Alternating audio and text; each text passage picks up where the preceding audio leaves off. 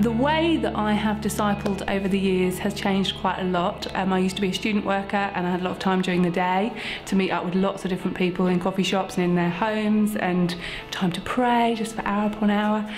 Since having young children, it has changed a lot. I'm a lot busier. I will see people now kind of probably more in my home, probably in the evening, or going to their home as long as my husband's at home,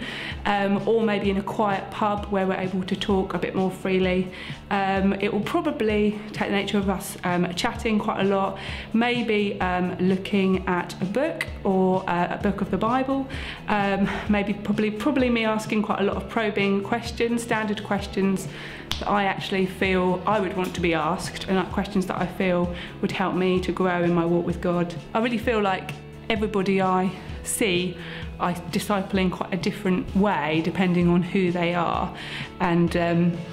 you know, depending on how mature they are in their faith, depending on their life circumstances. So it's going to be very different if they're a student compared to if they're a young mum, or if they're a young professional, or if they were going through a real time of crisis in their life, if something had happened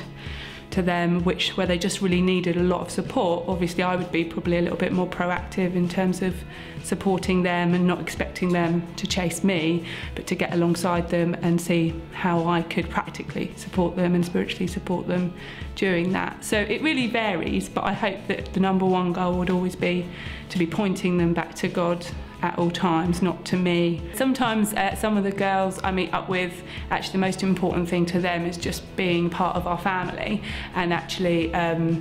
it might be that they're in Canterbury and they're a student, or they're a young professional,